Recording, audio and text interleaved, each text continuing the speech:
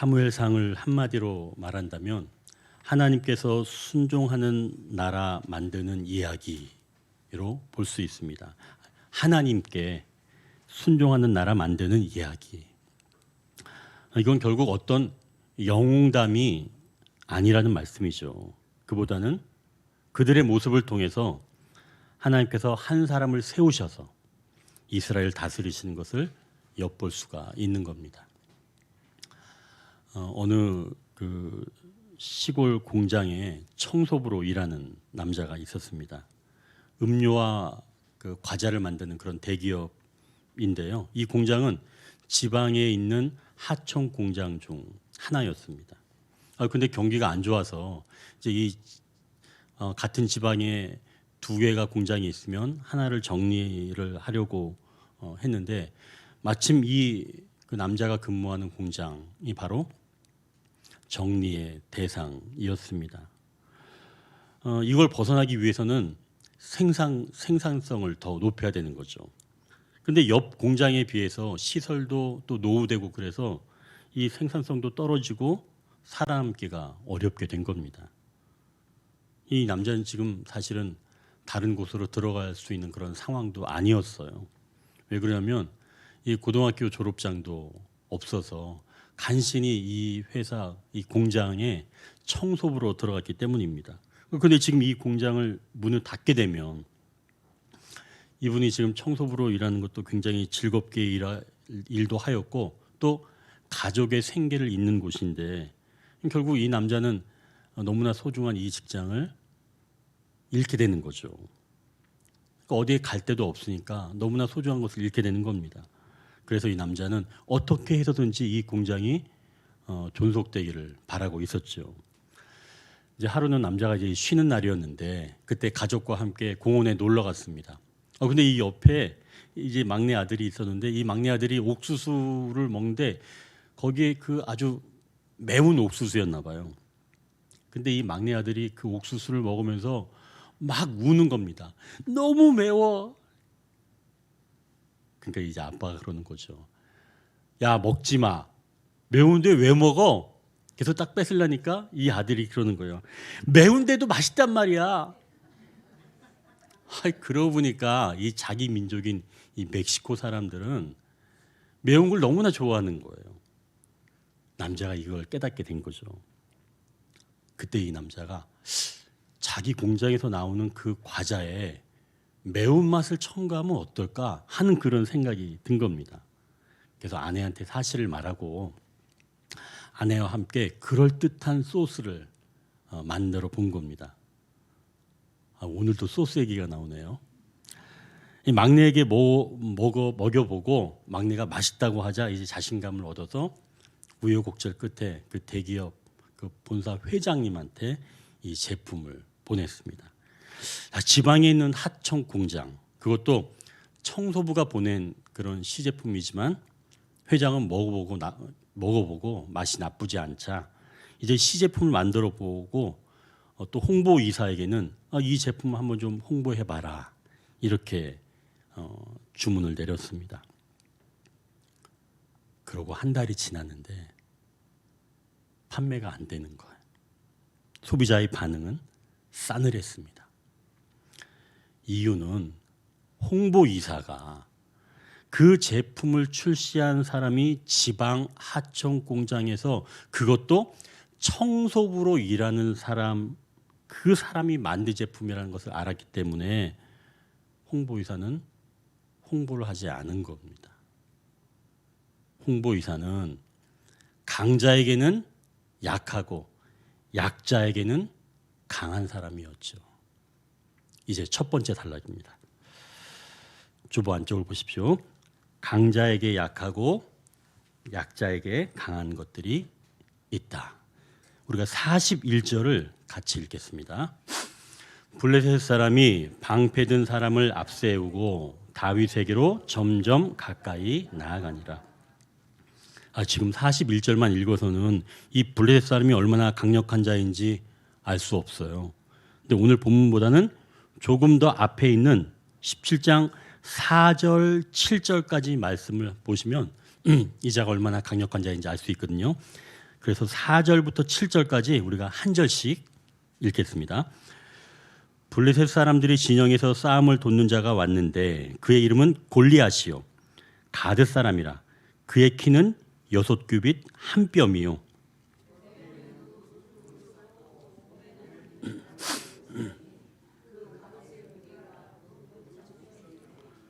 그의 다리에는 놋 각반을 쳤고 어깨 사이에는 놋 단창을 메었으니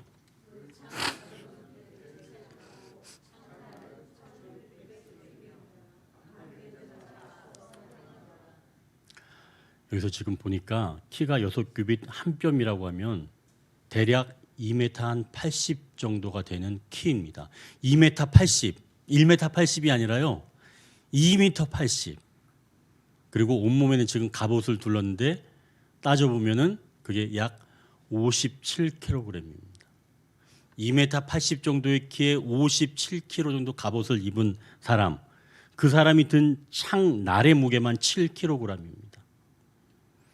이렇게 블레셋 사람의 외모는 어마무시한 사람인데요. 자, 그럼 이 사람이 어떤 말을 하는지 오늘 읽은 그 7절 그 다음에 10절, 11절을 또 우리가 한 절씩 읽겠습니다. 10절, 11절. 그 블레셋 사람이 또 이르되 내가 오늘 이스라엘 군대를 모욕하였으니 사람을 보내어 나와 더불어 싸우게 하라 한지라.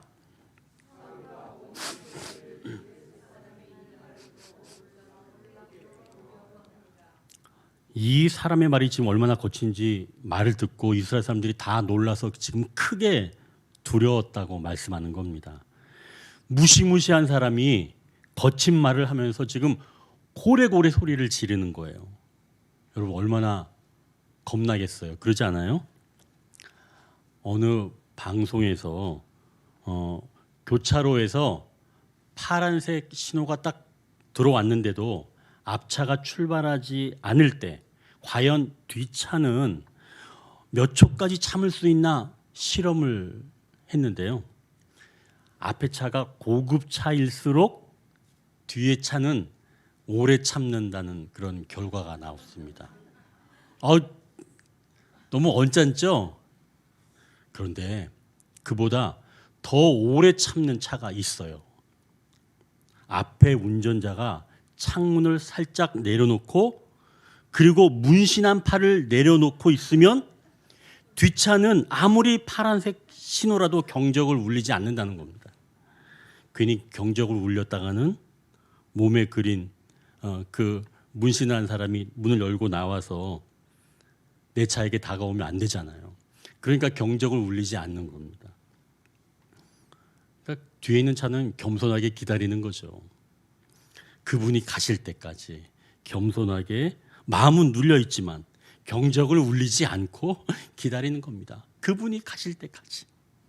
자, 그럼 그 시간이 얼마인지는 중요하지 않은 거예요. 그죠? 그분이 먼저 가셔야 되니까. 자, 그런데 블레셋 사람이 도대체 얼마 동안 팔을 휘두르면서 고래고래 소리 질렀을까요? 17장 16절을 한번 보십시오. 16절 우리 같이 한번 읽어볼까요? 그 블레셋 사람이 40일을 조석으로 나와서 몸을 나타내었더라. 블레셋 사람이 40일을 아침 저녁으로 나와서 폭언을 퍼부은 겁니다. 40일. 성경에서 40이라는 숫자는 완전 숫자인데 그렇다면 이스라엘 백성들의 마음은 어땠을까요? 이스라엘 백성들의 마음의 상태는 완전히 눌려있는 상태이겠죠. 블레셋, 즉 골리앗 그 사람의 외모, 그리고 그의 거친 말, 또 오랫동안 짓눌린 상태가 된 겁니다. 우리 삶은 어떻습니까? 블레셋 사람, 즉 골리앗의 외모는 어떤 우리의 불리한 상황이겠죠. 옴짝달싹 못하게 만드는 상황, 내 능력을 완전히 벗어난 것 같은 상황 말입니다. 내가 무얼 할 수도 없는 그런 상황이겠죠. 또 거친 말은 그 상황 속에서 나에게 들리는 말들입니다. 조금 전에 얘기했던 그 지방 공장에서 또 일어난 일인데요. 지방 공장에서 청소부 일하는 그 남자와 그 동료들이 다시 떠오르는데요. 이제 본사에서 공장을 정리하겠다라고 하는 것은 사실은 어찌할 수 없는 그런 상황인 거죠. 그러니까 골리앗과 같은 그런 상황입니다. 그리고 본사 그 홍보이사와 같은 사람은 거침없이 말을 내뱉습니다. 청소부 주제의 제품 개발, 이렇게 약한 자는, 즉 일하는 사람들은 40일이 아니라 더 깊은 침체기를 보내고 있었던 거죠. 우리에게도 골리앗과 같은 그런 상황이 있지 않나요? 내 월급으로는 도저히 살아갈 수 없는 상황. 그마저 벌길이 막막해질 때 우리는 낙심하며 넘어집니다. 우리도 이스라엘 백성처럼 골리앗과 같은 상황에 주눅들어서 방 안에 틀어박힐 때가 있다는 거죠. 그러면서 생각하기를 골리앗이 봐주기만을 기다리면서, 아니면 골리앗이 우리에게 미안하게 생각하며 떠나주기를. 그런데 오늘 본문에서는 이러한 상태에서도 누군가 한 사람이 골리앗을 상대하러 나왔습니다. 42절을 보니까 거기 이렇게 말씀하죠. 같이 읽을까요? 42절. 그 블레셋 사람이 둘러보다가 다윗을 보고 업신여기니 이는 그가 젊고 붉고 용모가 아름다움이라. 다윗이 골리앗을 상대하려고 나왔는데 역시 골리앗은 다윗을 보고 업신여깁니다. 다윗의 용모가 젊고 이 볼이 좀 붉은 거죠. 그리고 아름다운 모습을 보니까 전쟁과는 거리가 먼 청년으로 보였습니다. 골리앗의 웃음거리만 된 거죠. 그러자 골리앗은 저주를 퍼붓습니다. 이 지방 공장의 청소부와 같은 다윗이 불쌍해서 어떡하나요? 이제 두 번째 단락입니다. 승리는 그의 일상에서 드러난다. 우리가 45절을 같이 읽겠습니다. 다윗이 블레셋 사람에게 이르되 너는 칼과 창과 단창으로 내게 나아오거니와 나는 만군의 여호와의 이름 곧 내가 모욕하는 이스라엘 군대의 하나님의 이름으로 내게 나아가노라.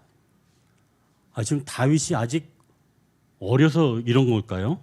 상대는 지금 골리앗인데 다윗은 물러서지 않고 지금 당당히 맞서서 나가고 있는 겁니다. 혹시 다윗이 안주머니에 권총이라도 있는 거 아닐까요? 다윗이 어떤 무기가 있는지 40절을 보니까 손에 막대기를 가졌고 물매에 돌 5개가 전부였다고 말씀합니다. 이러한 것들은 사실 다윗이 목동으로 일할 때 평상시에 들고 다니던 것들입니다. 그러니까 다윗은 이 싸움을 평상시 상황과 다르지 않다고 여겼던 거죠. 여기서 일상을 어떻게 사는 것이 승리의 삶인지 첫 번째로 보여줍니다. 다윗이 평상시에 양을 돌보면서 사자와 곰이 나타나서 새끼를 물어가면 자기가 따라가서 그 새끼를 건져내고 그것을 죽였다고 말합니다. 자기가 사자와 곰도 쳐서 그 안에서 새끼를 건졌는데 하나님의 군대를 모욕한 이 할례받지 못한 블레셋 사람을 못 칠 이유가 없다는 거죠. 하나님께서 자기를 사자와 곰의 발톱에서도 건져내셨으니 이 블레셋 사람의 손에서도 건져내실 것이라고 다윗이 말씀합니다. 다윗은 자신의 하루하루가 하나님이 함께 하시는 하루였고 그런 하루 속에서 하나님을 경험하였기에 골리앗을 상대하는 오늘도 예전과 다르지 않다고 여겼던 거죠. 그렇다면 승리는 그의 일상에서 드러난다는 겁니다. 다윗이 골리앗을 이기는 기적은 매일 일어난 일 속에서 이미 숨겨져 있는 줄 믿습니다. 오늘 소소하게 경험하는 하나님과 동행이 내일의 기적을 이루는 씨앗이라고 말씀하는 거죠. 자, 그럼 두 번째로 우리의 일상을 어떻게 하면 매일 승리를 준비하면서 살아갈 수 있을까요? 여러분 혹시 그 마며든다라고 하는 말을 아시나요? 마며든다. 저도 사실은 이걸 저희 아이들한테 좀 들은 말이에요. 제가 전에는 마라탕을 먹지 못했습니다. 그 이유는 그 마라탕의 특유한 그 향신료 때문에 그런데요. 어느 날 아이들과 이게 마라탕을 먹는데 제가 물어봤습니다. 오늘은 이 마라 향기가 좀 덜 나는 것 같은데? 라고 얘기를 했더니 그게 아니라 마며들었다는 겁니다. 이건 다른 말로 스며들었다는 거예요. 조금씩 저의 입맛이 그 향신료에 적응이 되었다는 거죠. 여기서 중요한 한 가지를 얻을 수 있습니다.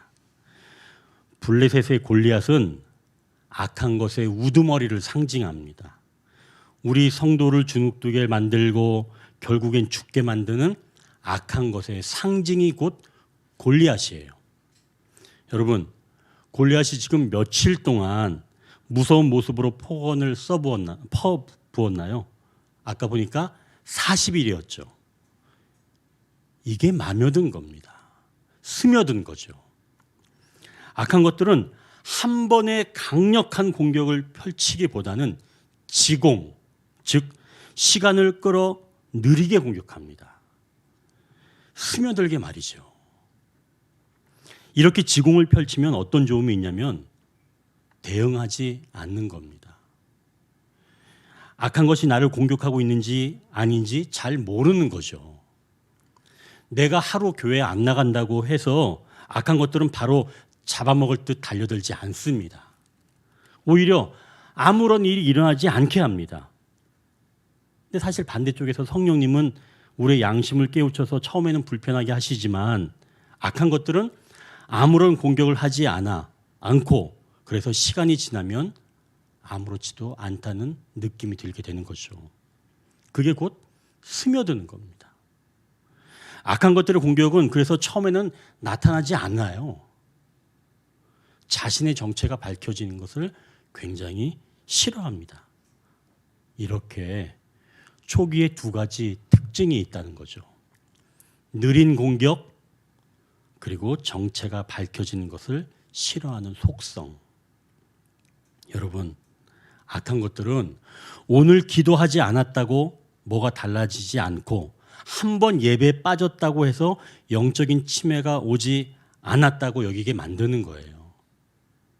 오히려 내가 기도하지 않을 때 내가 지금 내 상태를 금방 깨달으면 악한 것들은 싫어합니다. 그때 악한 것들이 어떻게 속삭이냐면 오늘 네가 힘들었잖아. 그냥 쉬어. 합리적으로 생각하게끔 만드는 게 악한 것들의 방법인 거예요. 물론 하루 이틀 그럴 수는 있습니다. 한 번, 두 번 예배에 빠질 수는 있죠. 하지만 그게 아무렇지도 않게 만드는 것이 바로 악한 것들이 교묘하게 사용하는 방법입니다. 스며드는 것. 악한 것들이 여러분 만만하지 않아요. 고도의 전략이 있다는 거죠. 40일이 되면 이스라엘 백성들은 스스로 벗어날 수도 없는 겁니다. 완전히 묶여 있게 되는 거예요. 그렇게 되기 전에 벗어나야 되겠죠. 그럼 어떻게 하면 여기서 벗어날 수 있을까요? 이제 고대 수도사들은 매일의 삶에서 세 가지 틀을 가지고 자기의 생각, 그리고 그 생각 이후에 나오는 감정들을 살폈다고 합니다. 자, 그 세 가지. 첫 번째는 감지하라. 두 번째는 파악하라. 세 번째는 행동하라. 입니다. 감지하고 파악하고 행동하는 것. 이게 고대 수도사들이 했던 방법인 거죠. 첫 번째 감지하라고 하는 것은 상황 속에서 내가 어떻게 생각하고 있으며 왜 이렇게 생각하고 있는지 내가 감지하는 겁니다. 이걸 다른 말로는 알아차리는 거죠. 내 상황을 겪는 내 생각, 그리고 마음을 알아차리는 겁니다. 이걸 감지하는 것만으로도 엄청난 영적 진보를 이룰 수가 있어요. 내가 왜 이렇게 생각하고 있지? 내 마음이 왜 이러지? 여러분 감지하십시오.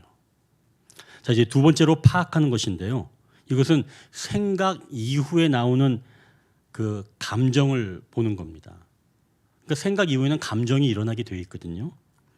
그럼 이 감정이 어디에서 나온 건지 파악하는 거죠.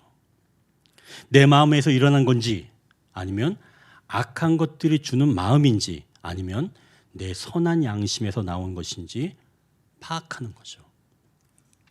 우리가 어떤 행동을 할 때 그 행동이 좋은 것인지 아닌지는 그 행동을 하고 난 뒤에 우리가 알 수가 있습니다. 몹시 힘들어서 술을 엄청 마셨습니다. 근데 마실 때는 그 행동이 잘못됐다, 힘들다 그렇게 생각하지 않습니다. 그냥 좋다고 생각할 수 있어요. 왜 그러냐면 내가 술 마실 때는 내 그 상황을 잊어버릴 수 있으니까. 근데 술 마시고 깨는 그 다음 날은 어떤가요? 그 술 마신 그 다음 날도, 완전 깬 날도, 아 그래 내가 어제 술 마셔서 너무 좋아, 너무 잘했어, 이런 생각 드나요? 안 들잖아요. 오히려 후회하죠. 이렇게 행동은 행동하고 난 뒤에 그것이 좋은 행동인지 아닌지 알 수 있습니다. 그럼 생각은 어떤가요? 그 생각이 좋은 생각인지 아닌지는 생각 이후에 드는 그 감정을 보고 파악할 수가 있다는 거죠. 아까 얘기했던 그 지방 공장에 있는 남자는 자신이 만든 과자가 안 팔리자 낙심했습니다. 그래서 집에 돌아가서 식탁에 앉아서 낙심한 채 이렇게 앉아 있는데, 그때 아들이 와서 자기 저금통을 내밀면서 말하는 거예요. 아빠, 이걸로 제품 홍보를 좀 하세요. 저는 그 제품이 TV에서 나올 줄 알았는데 홍보를 하지도 않았어요.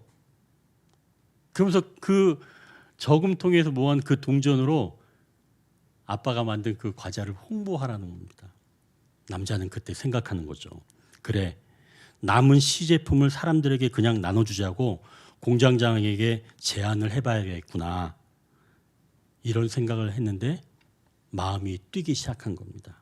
그렇다면 이건 선한 거죠. 그런데 만약 이 남자가 이깟 돈으로 뭘 하겠어, 이런 생각이 든 다음에 절망한다면 그건 내 속에서 나온 감정이거나 또는 악한 것들이 넣어주는 감정일 수 있다는 거죠. 자, 이제 파악이 되었다면 행동하는 겁니다. 선한 마음이 들 때는 그대로 행동하고, 악한 마음이 들었다면 그거는 버리는 거죠. 그게 행동하는 겁니다. 버릴 것은 버리고 행동하는 거죠. 만약 악한 것들이 주는 그런 생각이나 감정이라고 확신이 든다면 그때는 그것들을 미워하고 버린다고 말씀하십시오. 그리고 악한 것들에게 분노하십시오. 우리는 다른 사람한테 화를 잘 내는데 정작 악한 것들에 대해서는 화를 낼 줄 모릅니다.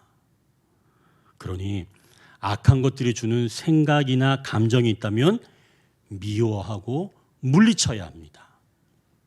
자, 이러한 세 가지 틀, 감지하고 파악하고 행동한다면 우리 마음속에 스며들려는 그런 악한 것들을 물리칠 수 있다는 말씀이지요.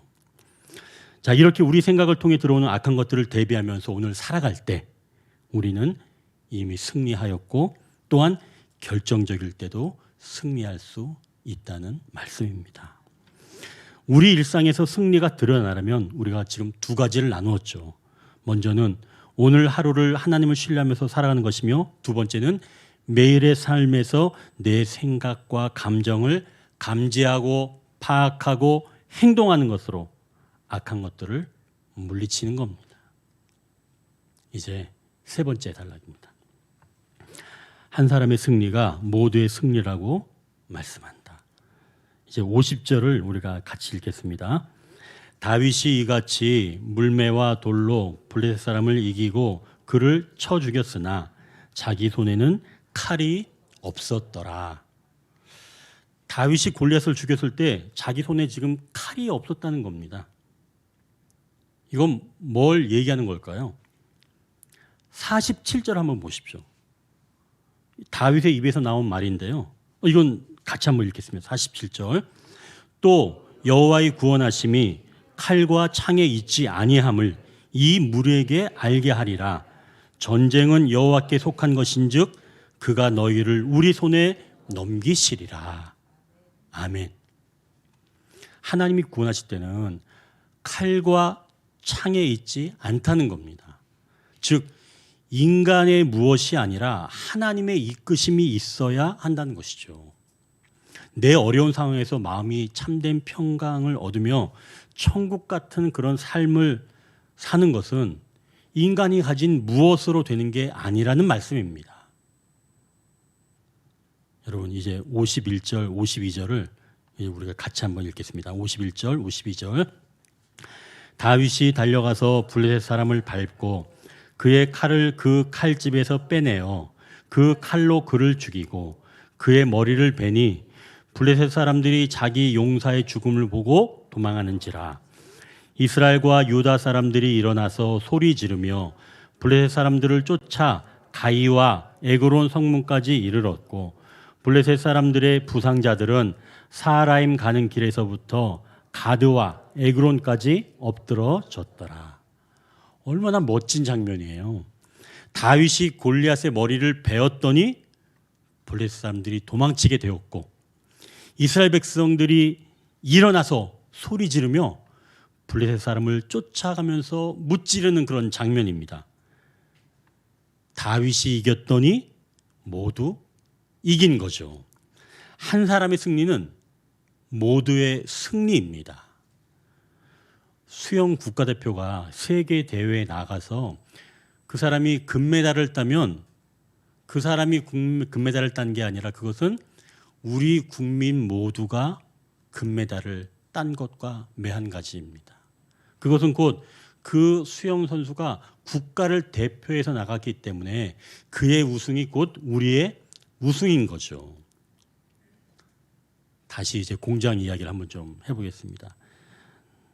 남자는 그 아들의 말을 듣고 용기를 얻어서 이제 공장장을 찾아가서 어차피 버릴 시제품이니까 우리가 이것을 각자 지인들에게 좀 나눠주시죠 라고 얘기했고 이제 직원들에게 나눠서 각자 지인들에게 전부 과자를 공짜로 나눠줬습니다.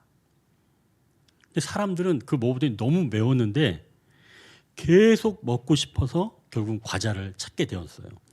얼마 후 그 회사에 주문이 막 들어오기 시작을 했습니다.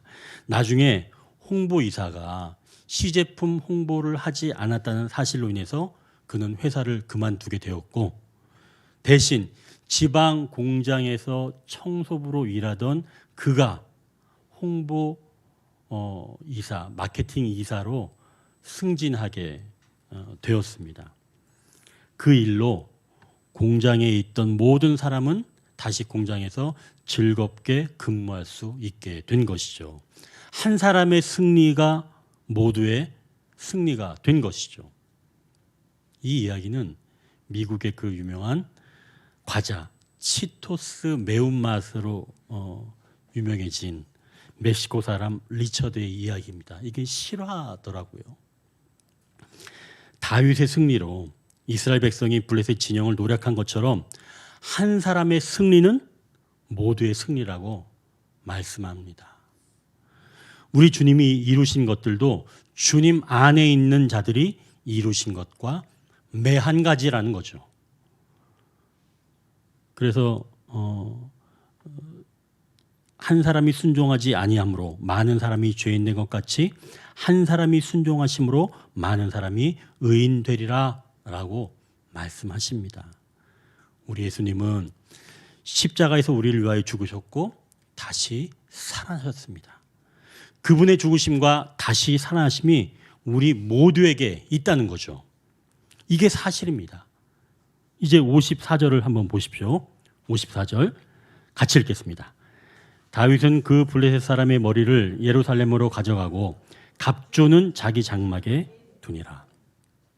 다윗은 누구를 예표한다 그랬죠? 예수님을 예표합니다. 다윗이 예루살렘으로 골리앗의 머리를 가져갔다는 것은 예루살렘은 당시에 이스라엘이 완전히 정복한 곳은 아니었지만 그곳에 성전이 세워질 곳이며 믿는 자들의 중심이 되는 곳입니다. 바로 그것에 악한 것들의 대표인 이 골리앗의 잘린 머리가 있다는 겁니다. 상징이죠. 주님의 승리를 기념하기 위한 상징 말입니다. 이 사실은 사실 그 뱀의 머리가 잘려나간 것과 같은 것인데요. 창세기 3장 15절에 이렇게 나와 있습니다. 내가 너로 여자와 원수가 되게 하고 내 후손도 여자의 원수가 되게 하리니 여자의 후손은 내 머리를 상하게 할 것이요 너는 그의 발꿈치를 상하게 할 것이니라 하시고, 어느 집사님이 꿈에 뱀의 머리가 잘려나간 것을 보았다는 이야기를 제가 들었습니다. 뱀의 머리가 잘려나간 건 복음의 메시지인 줄 믿으시길 바랍니다. 악한 것들로부터 벗어나 자유를 얻었다는 사실을 믿으십시오. 그 집사님뿐만이 아니라 주님을 사모하고 오늘 함께 예배하는 모든 분들도 악한 것들의 저주로부터 벗어났고 또한 이미 벗어난 줄 믿으시길 바랍니다. 이제 승리의 방정식을 마지막으로 우리가 확인하겠습니다. 악한 것들은 강자에게는 약하고 약자에게는 강합니다. 우리에게 다가온 해결할 수 없는 것 같은 상황은 우리를 넘어뜨리게 하는 실체가 아닙니다.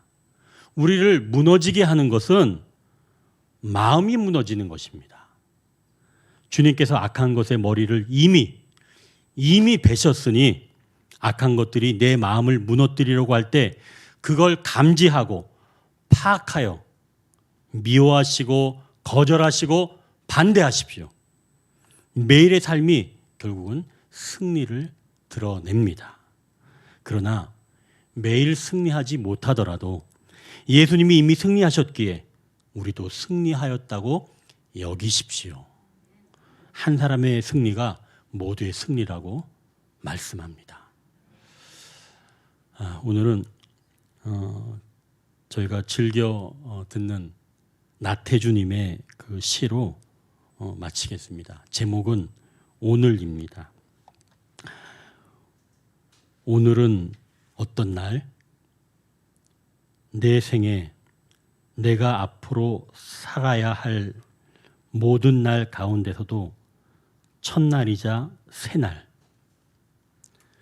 그러면 나는 오늘 어떤 사람?